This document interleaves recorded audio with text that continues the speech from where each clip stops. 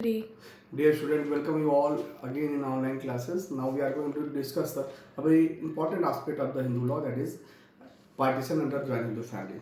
When we were discussing about the joint Hindu family and partition, joint Hindu family and co-partition, I told you that under the joint Hindu family, generation after generation people are residing under the one roof and they are unite. और जो जो उसमें jointness की अवधारणा जो मैंने बताई थी कि साथ साथ रहना, खाना पीना, पूजा अर्चना और साथ ही संपत्ति का उपयोग और उपभोग, that is very important as I told you that कि जो पार्टीशन होता है उसमें यही होता है कि जो संयुक्त हिंदू परिवार की प्रॉपर्टी होती है जिसमें कि कम्युनिटी ऑफ इंटरेस्ट और यूनिटी ऑफ पोजीशन होता है. Community of interest means all the को will say that it is our property. No one will say that it is my property. It shows that they have a common ownership over the joint family property. And second is union of possession, यानी कि सभी का physical तौर पर enjoyment होता है, सभी उस प्रॉपर्टी का उपयोग उपभोग समान रूप से करते हैं. तो यही यही जो अवधारणा है, यानी कि कम्युनिटी ऑफ इंटरेस्ट और यूनिटी ऑफ पोजीशन जब खंडित होती है, जब इस अवधारणा को समाप्त किया जाता है, तभी हम कहेंगे कि घर का बंटवारा हो गया है. Partition means joint Hindu family come into an end. Come into an end doesn't mean that कि blood relations का बंटवारा हो रहा है. बंटवारे का मतलब होता है division of the property among the co-partners. यानी कि each and every co-partners now will know his own share of a joint Hindu family property.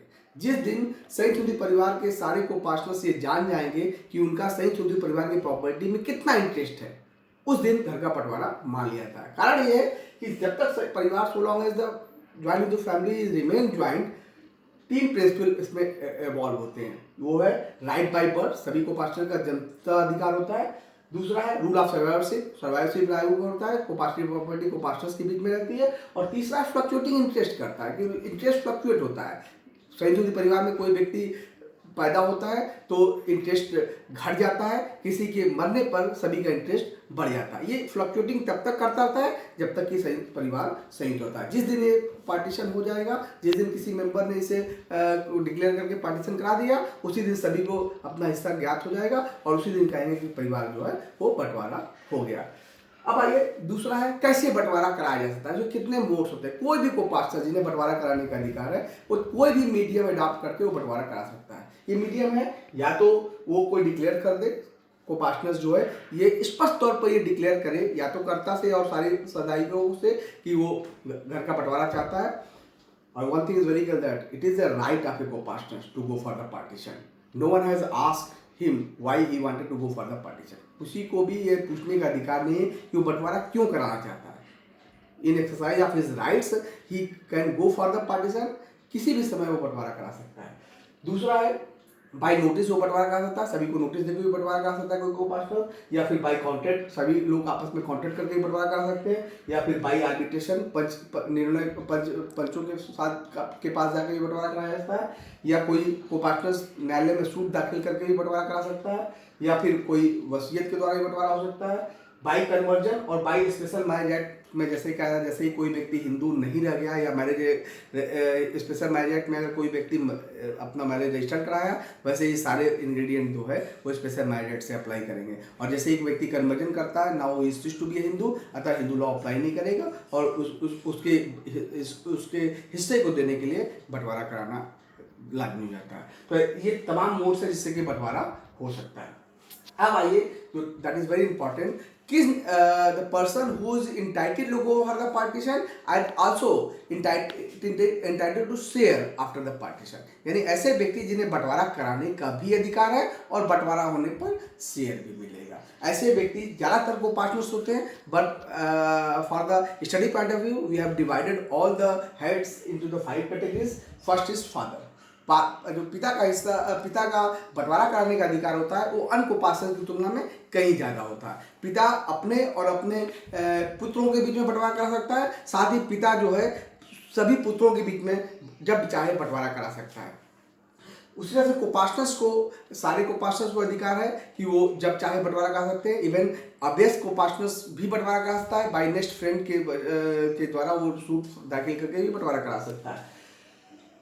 तीसरा जो है that is very important under the uncodified Hindu law, जो unborn child को भी संयुक्त हिंदू परिवार की प्रॉपर्टी में हिस्सा प्राप्त करने का अधिकार है। उसी के क्रम में ये कहा गया है कि अगर बंटवारा हो रहा है और कोई भी चाइल्ड जो है अपने मदर उम्र में है, यानी बच्चा माँ के गर्भ में है और बंटवारा हो रहा है, ऐसे स्थिति में सामान्य नियम यह है कि बंटवारे को तब तक टाल देना चाहिए जब तक कि बच्चे का जन्म ना हो जाए। लेकिन अगर ये इनवेटेबल है, सभी सदस्य इस बात पर सहमत नहीं होते हैं, तो फिर मान लिया जाएगा कि मदर जो माँ के घर में बच्चा है वो एक लड़का है और वो एक सन के बराबर हिस्सा स्पेयर करके बाकी प्रॉपर्टी का बंटवारा कराया जा सकता है।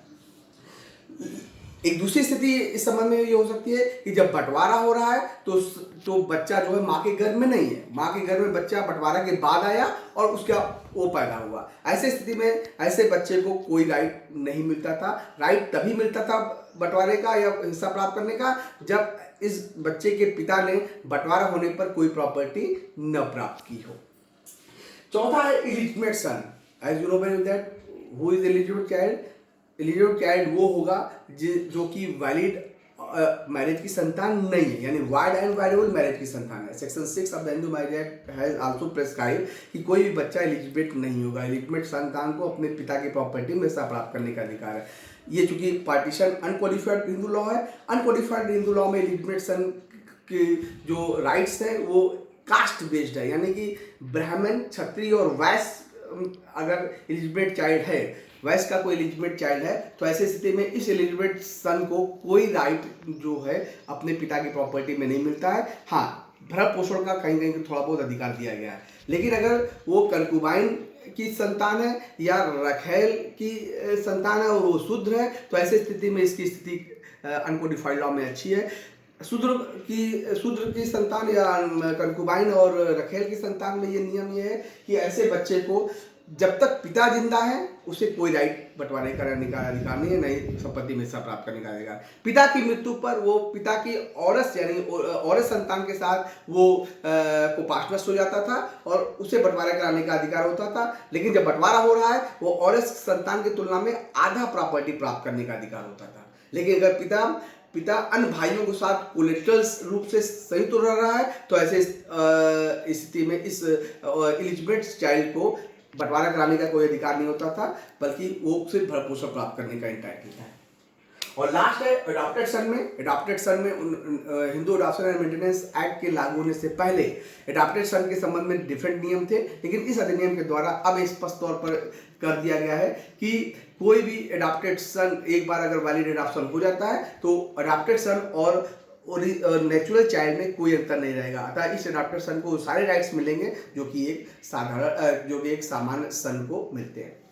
तो ये सारे ऐसे लोग थे जिन्हें बंटवारा कराने का भी अधिकार है और संपत्ति में हिस्सा प्राप्त करने का भी अधिकार है। इसके साथ ही अब तीन ऐसे लोग हैं जिन्हें संयुक्त हिंदू परिवार में तीन ऐसे लोग हैं जिन्हें they have no right to go for the partition but they are entitled to get a share if the partition takes place in the joint Hindu family. ऐसे ये तीन महिलाएं हैं।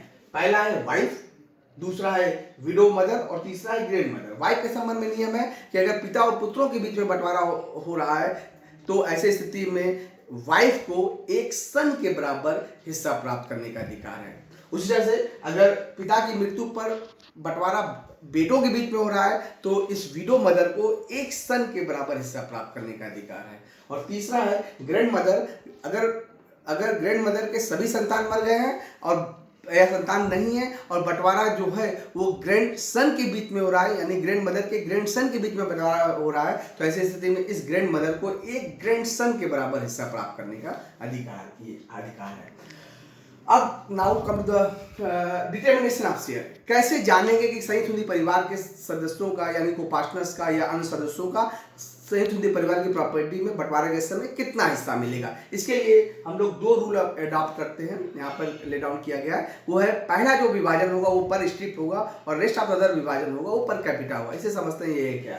मान लीजिए एक फादर है, उसके 3 लड़के ABC, किसी ने बंटवारा कराया है, चाहे फादर ने बंटवारा करा दिया है, तो ऐसी स्थिति में बंटवारा होने पर सभी का हिस्सा होगा 1/4 1/4 1/4। फादर को 1/4, A को 1/4, B को 1/4 और इसी को। एक दूसरे इलस्ट्रेशन लीजिए। फादर है, इनके 3 लड़के हैं और A के भी 2 लड़के हैं, C के 2 लड़के हैं और F के 2 लड़के हैं। ऐसी स्थिति में अब अगर मान लीजिए बंटवारा होता है तो बंटवारे के समय किसको कितना हिस्सा मिलेगा।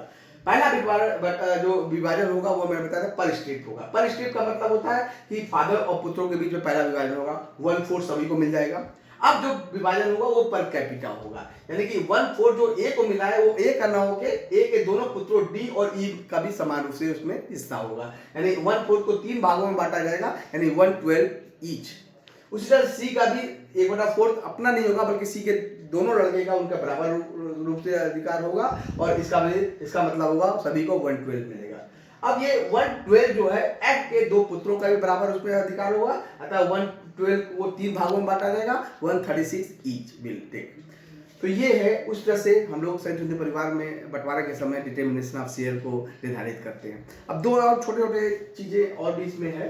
रीपार्टीशन, क्या एक बार बंटवारा होने के बाद पुनः बंटवारा कराया जा सकता है या रीओपन बंटवारे को रीओपन किया जाता है। इस संबंध में नियम ये है कि सामान्य तौर पर एक बार बंटवारा हो जाता है तो वो फुल एंड फाइनल होता है, लेकिन यानी होल हिंदू लॉ में कहा गया है कि तीन ऐसी परिस्थितियां होती हैं जिसमें रहने पर बंटवारा हो जाने के बाद भी रीओपन कराया जाता है। तो पहली परिस्थिति है अनबॉर्न चाइल्ड, जैसे कि हम लोग देख चुके हैं कि मैंने बताया था कि अगर अनबॉर्न चाइल्ड है, बंटवारा हो रहा है तो उसमें एक सन के बराबर हिस्सा मान के को अलग करना पड़ेगा। मान लीजिए बंटवारा हुआ, सन के बराबर हिस्सा सन न मान के आपने कोई का हिस्सा अलग से नहीं रखा है, ऐसे स्थिति में अगर वो सन पैदा होता है तो बंटवारे को रीओपन कराएगा।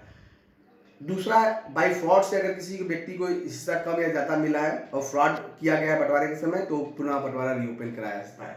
तीसरा है missing coparcener, as I have already told you that कि each and every coparcener have right to get a share after the partition हो रहा है, कोई कोपार्टनर मिसिंग है, ऐसी स्थिति में अगर कोपार्टनर पुनः वापस आता है तो उसे अपना हिस्सा प्राप्त करने के लिए पार्टीशन को रीओपन कराना पड़ेगा।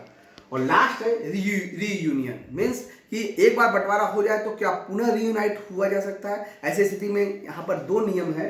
पहला है कि जो रीयूनियन संभव है, नियम यह है कि रीयूनियन पार्टीज टू पार्टीशन के बीच में होता है, यानी पार्टीज टू पार्टीशन का मतलब है कि जो पक्षकार बंटवारे के समय पक्षकार थे, जो जिनके बीच में बंटवारा हुआ था, उन्हीं के बीच में रीयूनियन होगा, उसके अतिरिक्त रीयूनियन नहीं हो सकता है। सपोज दैट ये इनके बीच में बंटवारा होता है, मान लीजिए पिता और 3 बेटों के बीच में, तो जब भी रीयूनियन होगा तो ए बी सी और फादर के बीच में ही होगा। एक क्वेश्चन एफ होता है, वो चाहेगा बंटवारे में पुनः जो रीयूनियन हो जाए वो नहीं हो सकता, क्योंकि वो नियम ये है कि बंटवारे रीयूनियन जो है वो पार्टीज टू पार्टीशन के बीच में हो सकता है। और दूसरा है कि रीयूनियन सिर्फ फादर और सन के बीच में हो सकता है, ब्रदर के बीच में हो सकता है, और अंकल और नेफ्यू के बीच में हो सकता है। तो ये थोड़ा सा ब्रीफ डिस्कशन था पार्टीशन के ऊपर। आई होप कि आप लोगों को समझ में आया होगा। Thank you very much.